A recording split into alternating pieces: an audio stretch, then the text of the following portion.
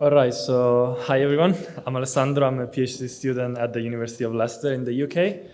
And I will be talking about simulations, Monte Carlo simulation studies and how to use the R package rsimsum that I developed to analyze results from simulation studies and Shiny App Interest, which is some sort of interface, nice interface for rsimsum.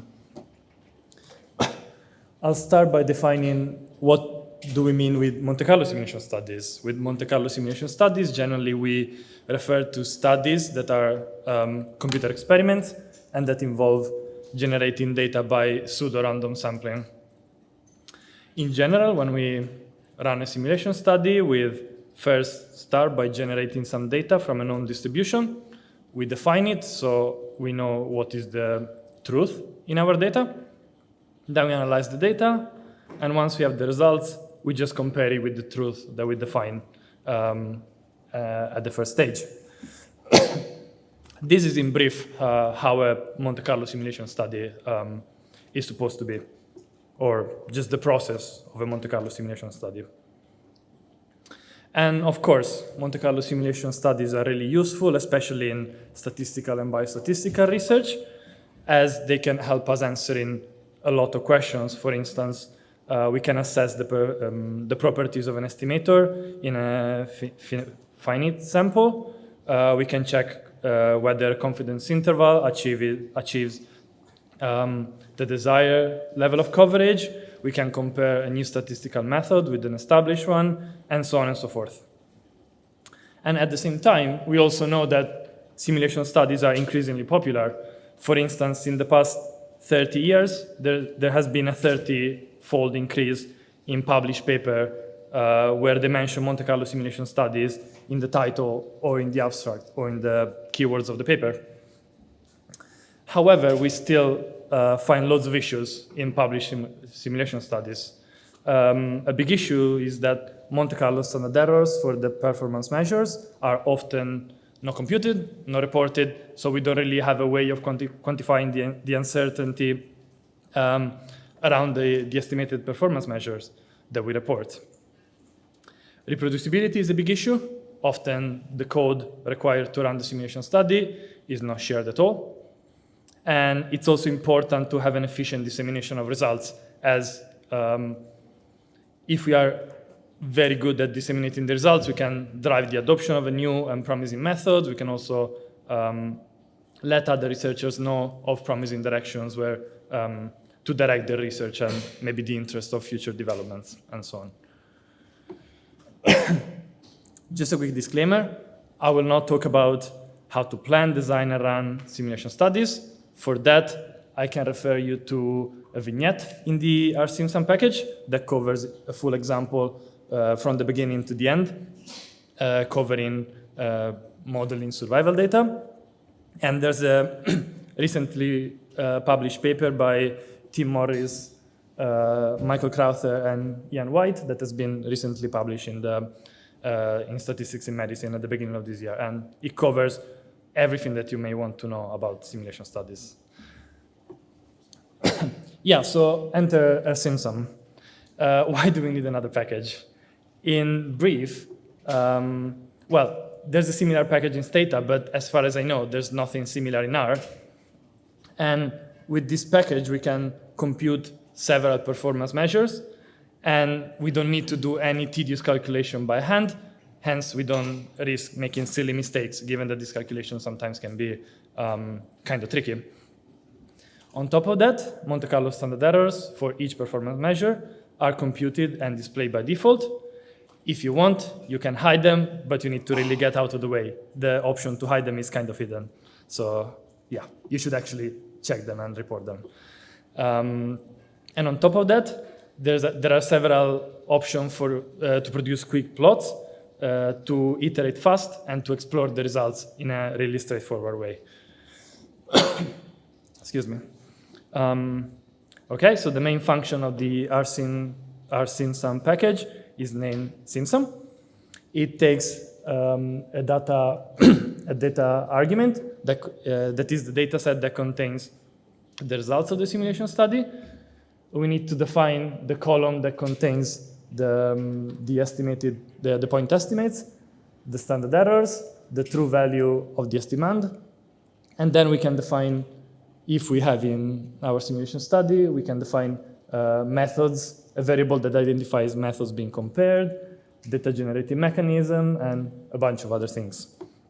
And the full documentation is available online if you want to go read about it. I will move on with an example just to illustrate the package in practice. Say we want to assess the performance of the t-test and how a t-test is robust to the assumption of unskewed data and equal variance between the two groups. In order to do this, we define these, we decide to simulate 60 observation with a 2-to-1 groups allocation ratio. We use a fully fractional design. We simulate data with equal or unequal variance between the groups, and we simulate skewed or non-skewed data. And by combining these two data generating mechanisms, we obtain a total of 4 data generating mechanisms. In terms of methods, we run the t-test with pooled variance, and we run the t-test with non-pooled variance. So we want to see whether these methods are robust to essentially violations of some of their assumptions. We decide to run 2,000 replications per each data generating mechanism.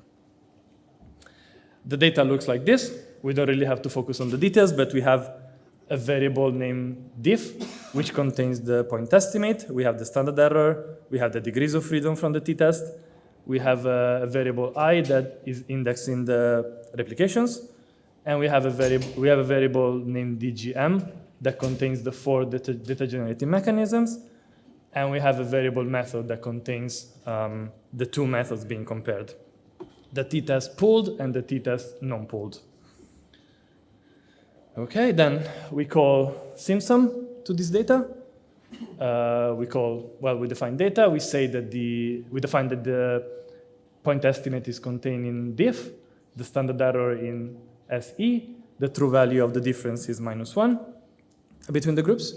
We define the variable that contains the methods being compared.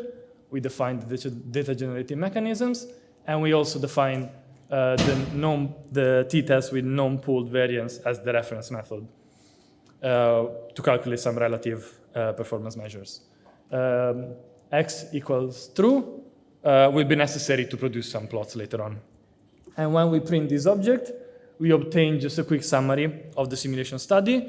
We should always print this to make sure that we define the simulation study properly.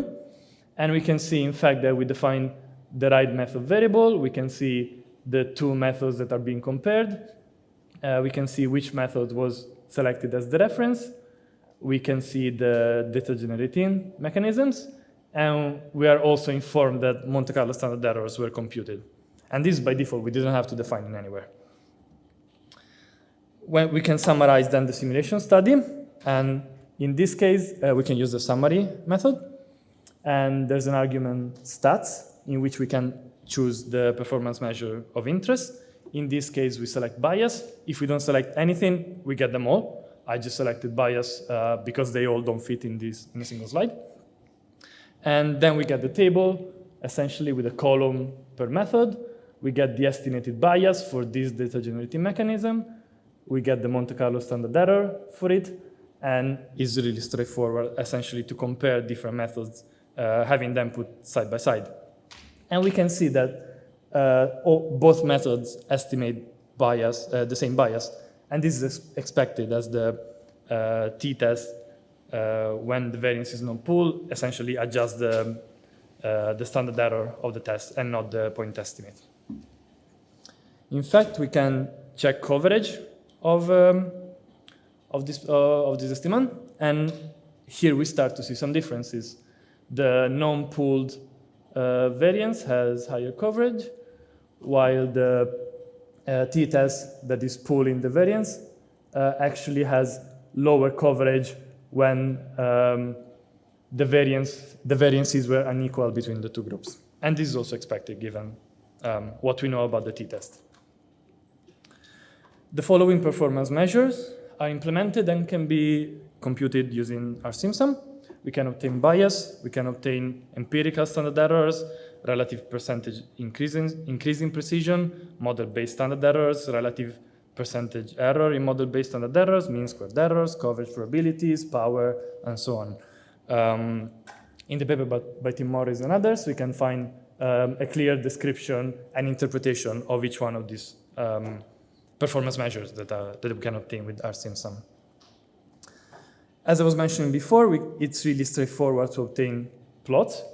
In fact, the autoplot method is implemented. We define the object. We can define the type of plot that we want to obtain.